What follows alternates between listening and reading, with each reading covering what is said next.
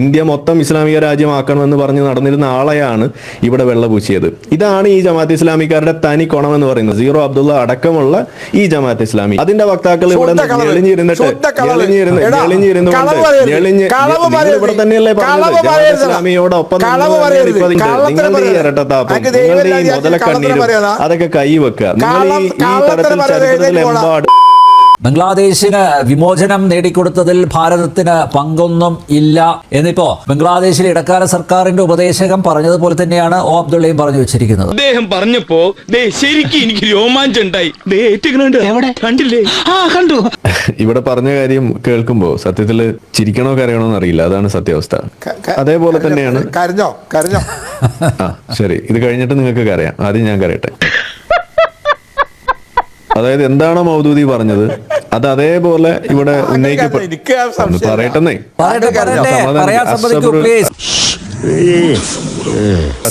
ഇസ്മുൽ ഈമാൻ, നിങ്ങൾ ക്ഷമ കൈക്കൊള്ളൂ. ഓക്കെ, യെസ്, അറബിയൊക്കെ ഇവിടെ ഉണ്ട്. അപ്പൊ ഞാൻ പറഞ്ഞോ, സമാധാനായിട്ടിരിക്കൂ.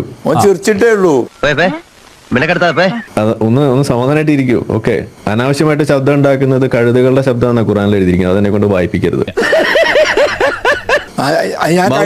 ഞാനൊരു കഴുതയാണ്, പക്ഷെ താങ്കളുടെ ഞാനൊരു കഴുതയാണ്.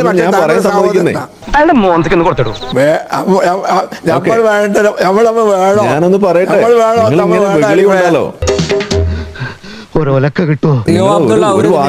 പറയട്ടെ, താങ്കൾ പറഞ്ഞപ്പോ ആരും ഇടപെട്ടില്ലല്ലോ. പ്ലീസ്.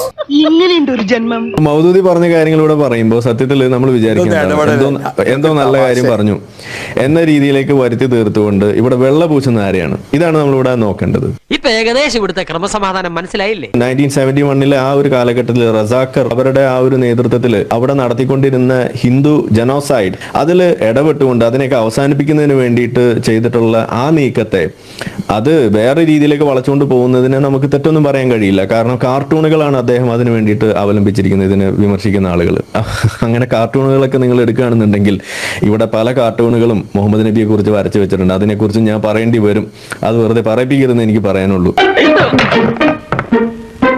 അപ്പൊ അതുകൊണ്ട് കാർട്ടൂണൊക്കെ അവിടെ മാറ്റി വെക്കുക. നിങ്ങൾക്ക് പറയാനുള്ള വിയോജിപ്പുകളൊക്കെ ഉണ്ടാവും. അത് നിങ്ങൾ ഉന്നയിക്കുന്നത് പോലെ തന്നെ തിരിച്ചുള്ള കാർട്ടൂൺ വെച്ചിട്ടോ അല്ലെങ്കിൽ എഴുത്തുകൾ വെച്ചിട്ടോ വരുമ്പോ അത് സ്വീകരിക്കാനുള്ള ഒരു കെൽപ്പ്, അത് സ്വീകരിക്കാനുള്ള കെൽപ്പും ഒരു ക്ഷമയും നിങ്ങൾ കാണിക്കണം. അതാണ് ജനാധിപത്യ മര്യാദ എന്ന് പറയുന്നത്. അല്ലാതെ ആളുകൾ സംസാരിക്കുമ്പോൾ ഒരു വാക്ക് പോലും സംസാരിക്കാൻ അനുവദിക്കാതെ ഇതേപോലെ ഇടയ്ക്ക് കയറി ഇങ്ങനെ സംസാരിച്ച് ഇതിന് വെകിളി കൂട്ടുന്നതിന് ജനാധിപത്യം എന്ന് പറയില്ല.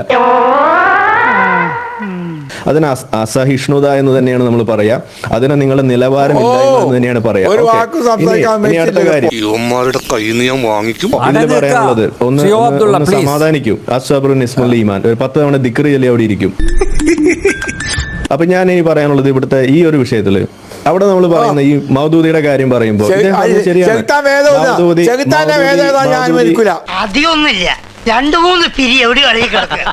ഹലോ, ചെകുത്താനെ വേദം ഓതാൻ ഞാൻ അനുവദിക്കൂല. അയാൾ ചെകുത്താൻ വേദം ഓതിയിട്ടുണ്ട്.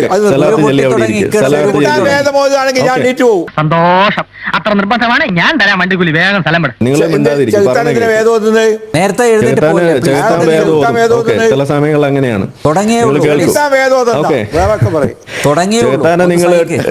ചെകുത്താനെ നിങ്ങൾ വണ്ടി പ്ലെയിൻ പിടിച്ചു പോയിട്ട് കല്ലെറിയുന്ന ആൾക്കാരല്ലേ, ഇത്ര ചെലവല്ലേ? അപ്പൊ കുറച്ച് ചെലവുണ്ടാവും. അപ്പൊ സമാധാനമായിട്ടിരി പറയുന്നത് കേൾക്കും. അപ്പൊ ഇവിടെ പറയാനുള്ളത് ഇനി ഈ മൗദൂദി പറഞ്ഞത് ശരിയാണോ? ശരിയാണ്. പക്ഷെ എന്താ കാര്യം എന്ന് ചോദിച്ചു കഴിഞ്ഞാൽ മൗദൂദി എന്താ പറഞ്ഞത് നിങ്ങൾ വരികളിലൂടെ ഒന്നുകൂടി നോക്കൂ. ഇപ്പൊ നിങ്ങൾ ഈ പാകിസ്ഥാനുമായിട്ട് പോകുമ്പോ അതൊരു ലെസർ ഗോളാണ്. നിങ്ങൾ വെയിറ്റ് ചെയ്യൂ. നമുക്ക് പാകിസ്ഥാൻ മാത്രം പോരാ, ഇന്ത്യ മൊത്തം നമുക്ക് ഇസ്ലാമിക രാജ്യമാക്കണം എന്ന് പറഞ്ഞ സാധനത്തെയാണ് ഇവിടെ എടുത്തു പറഞ്ഞിട്ട് മൗദൂദി പാകിസ്ഥാൻ ഉണ്ടാകുന്നതിന് എതിരാണെന്ന് പറയുന്നത്. മൗദൂദി എന്താ ബാക്കി പറഞ്ഞത്? നമുക്ക് പാകിസ്ഥാൻ മാത്രം പോരാ, ഇന്ത്യ മൊത്തം നമുക്ക് ഇസ്ലാമിക രാജ്യമാക്കണം എന്ന് പറഞ്ഞതിനെയാണ് പുള്ളി അതിന് ഉൾട്ട ആക്കിയിട്ട് പറയാണ്. തോന്നി അതങ്ങനെ വരൂ, അതങ്ങനെ സംഭവിക്കൂ. ഇതാണ് ഇവിടെ സംഭവിച്ചത്. ഇന്ത്യ മൊത്തം ഇസ്ലാമിക രാജ്യമാക്കണമെന്ന് പറഞ്ഞ് നടന്നിരുന്ന ആളെയാണ് ഇവിടെ വെള്ളപൂശിയത്. ഇത് കരിയല്ല, അവന്റെ തൊലിയുടെ നിറവാ, പോകുകയല്ല. ഇതാണ് ഈ ജമാഅത്ത് ഇസ്ലാമിക്കാരുടെ തനി കൊണം എന്ന് പറയുന്നത്. തീരെ ബുദ്ധിയില്ലാത്തൊരു സാധനല്ലേത്.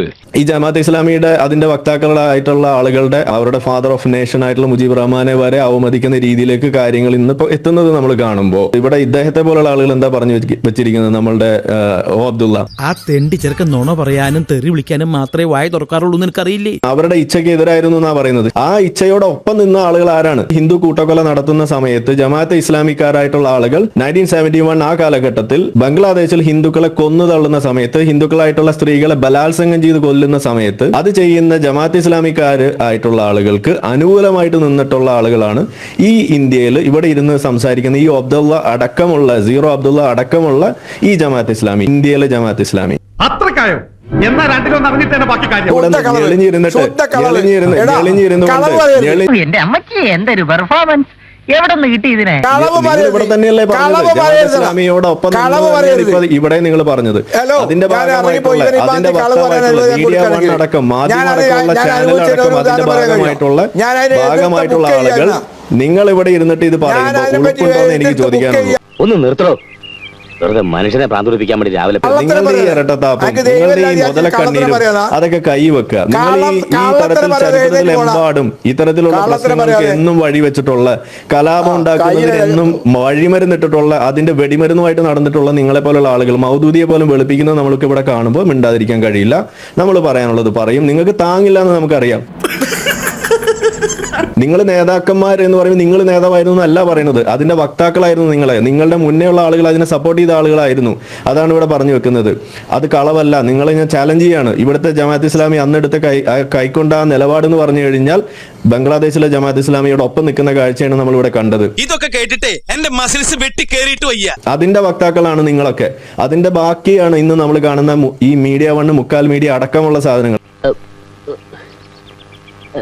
അപ്പൊ അതുകൊണ്ട് നിങ്ങൾക്ക് അങ്ങനെ കൈ കഴുകാൻ കഴിയില്ല. അതൊക്കെ നിങ്ങൾ വേറെ പല സ്ഥലത്തും പോയി പറഞ്ഞാൽ മതി എന്നേ നമുക്ക് പറയാനുള്ളൂ. അപ്പൊ എന്റെ വിത്ത് ഈ കണ്ടത്തിൽ ഇറങ്ങില്ല. ഇവിടെ ഈ വിഷയത്തെ എടുത്തു വെച്ചുകൊണ്ട് ജമാഅത്ത് ഇസ്ലാമിയെ വെളുപ്പിക്കാനും ബംഗ്ലാദേശിൽ നടന്നിട്ടുള്ള വിഷയത്തെ വെളുപ്പിക്കാനും അന്ന് നടന്ന ഹിന്ദു കൂട്ടക്കൊല ഇല്ല എന്ന് പറഞ്ഞു വെക്കാനുമാണ് നിങ്ങൾ ശ്രമിക്കുന്നുണ്ടെങ്കിൽ അത് നടപ്പില്ല. ഇവിടെ ചരിത്രം നിങ്ങൾക്ക് മാത്രമല്ല അറിയാം, ചരിത്രം അറിയുന്ന ബാക്കി ആളുകൾ ഇവിടെ ഉണ്ട് എന്നൊന്ന് മനസ്സിലാക്കണം. നല്ലതാണ് മിസ്റ്റർ സീറോ അബ്ദുള്ള. അത്രയ്ക്കായോ? നീ നോക്കിക്കോളാ, ഇനി ഒരു നിമിഷം ഞാൻ ഇവിടെ നിൽക്കത്തില്ല.